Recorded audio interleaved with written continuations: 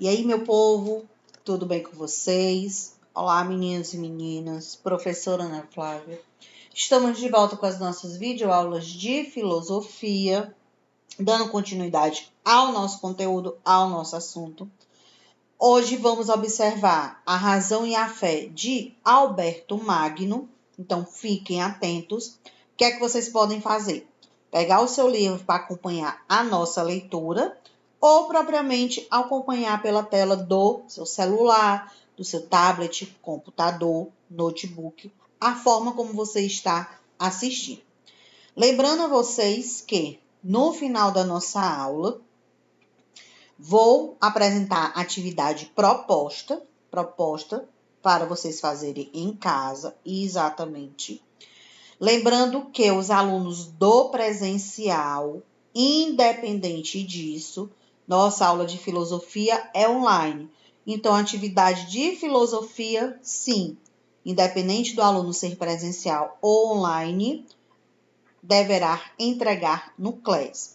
E aí, você, nesse momento que está assistindo a nossa aula, que ainda não entregou atividades propostas das aulas anteriores, ainda dá tempo. Corre para enviar, assim que terminar a nossa aula, enviar essas atividades, porque estou fechando notas, estou fazendo correções e as atividades, elas valem pontuação, elas valem nota. Então, cuidado para você não deixar passar.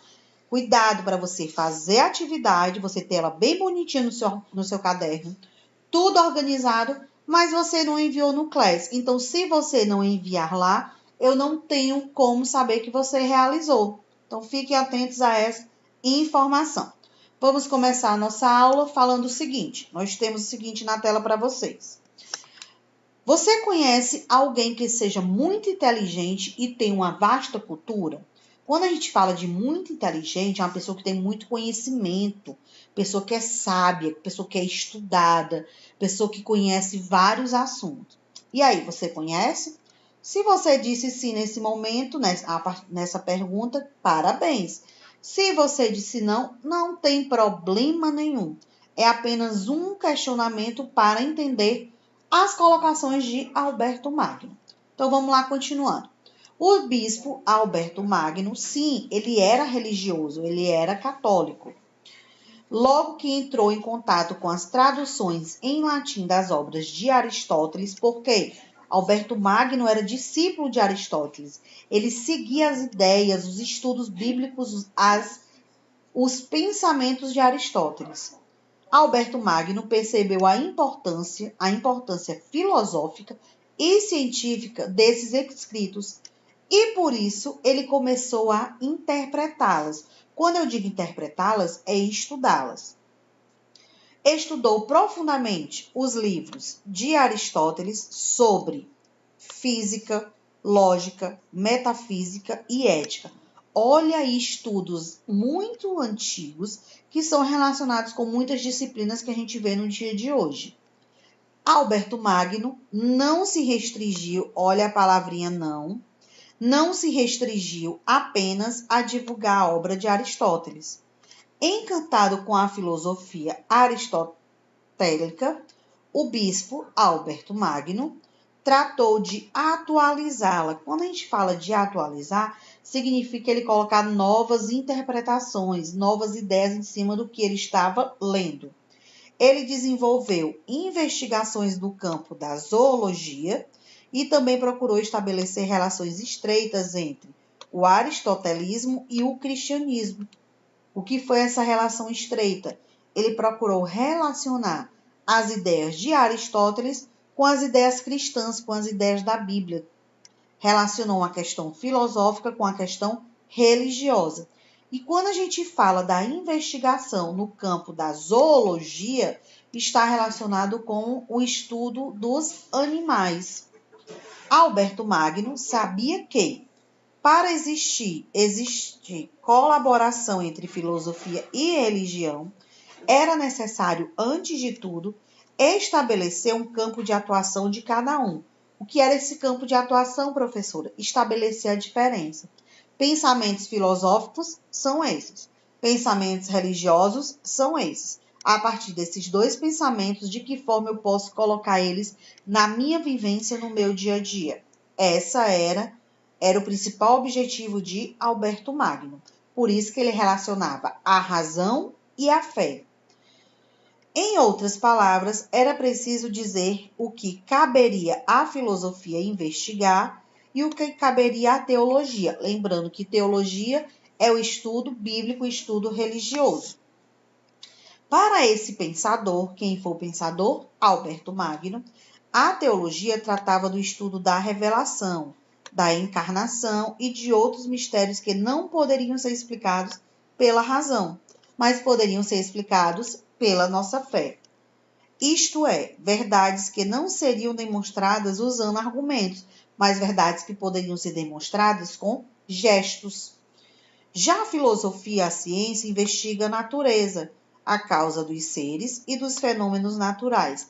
Olha aí mais uma vez o que eu mencionei para vocês. Alberto Magno conseguiu separar, diferenciar os pensamentos filosóficos e os pensamentos religiosos, observando que cada um estava relacionado com ideias, pensamentos filosóficos, razão, pensamentos religiosos, a fé, e levar isso para o dia a dia da nossa sociedade. Segundo Alberto Magno, ele não acreditava na existência de um conflito entre o conhecimento natural e as verdades reveladas. Ele não acreditava em existir conflito entre a filosofia e a religião. Para ele, a razão e a fé, elas andavam juntas, pois a luz natural e a iluminação sobrenatural viriam de um único ser. Que ser seria esse? Deus. Então, ele conseguiu compreender que o conhecimento natural e as verdades reveladas, a filosofia e a teologia, que é a religião, elas se interligavam. Por quê? Porque tudo estava relacionado com a existência de um único Criador, que seria Deus. E aí, diante dessa ligação entre religião e filosofia, nós temos as experiências científicas, que são comprovações do que a gente vivencia. Então, aqui nós temos o seguinte: a experiência científica é a manipulação controlada dos acontecimentos relacionados a fenômenos específicos que são estudados. Aí entra as ciências. Ela é criada para produzir observações que confirmem ou não as afirmações e as teorias. Então, essas experiências, elas acontecem para comprovar algo que está sendo falado, se ela pode ser verdadeira ou se ela pode ser falsa. Isso quer dizer o quê? Comprovar ou não aquelas afirmações.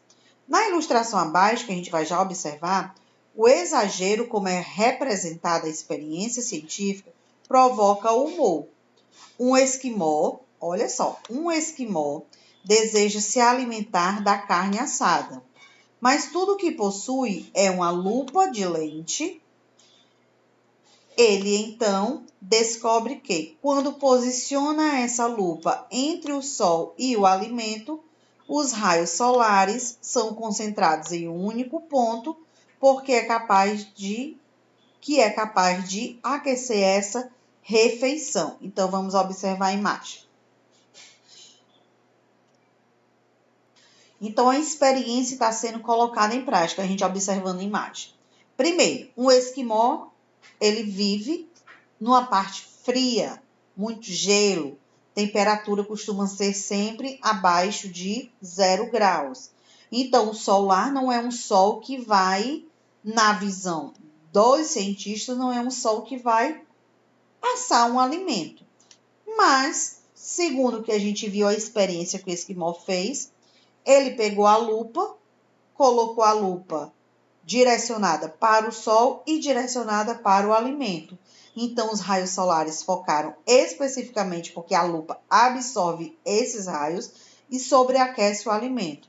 Olha ele demonstrando os três passos que ele realizou. Primeiro passo, ele mostra a representação do sol. Segundo passo, a representação da lua. E terceiro passo, a produção do fogo para assar, para produzir o seu alimento. Então, dessa forma, nós temos uma experiência científica? Sim. Essa experiência científica ela foi comprovada? Sim. De que forma? Ele colocou em prática, ele observou e ele ainda fez anotações para mostrar as civilizações ou povos que viessem a surgir depois da sua existência.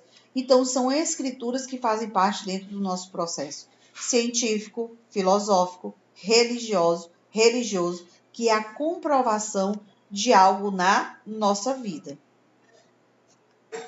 E sobre essa questão dos pensamentos do bispo Alberto Magno, onde ele consegue comprovar a razão e a fé de forma que diferencia e, ao mesmo tempo, interliga essas relações de religião e filosofia, primeiro separando as ideias de cada uma e depois observando que no momento que elas são colocadas em práticas juntas, ajuda no desenvolvimento e no processo de compreensão da nossa sociedade.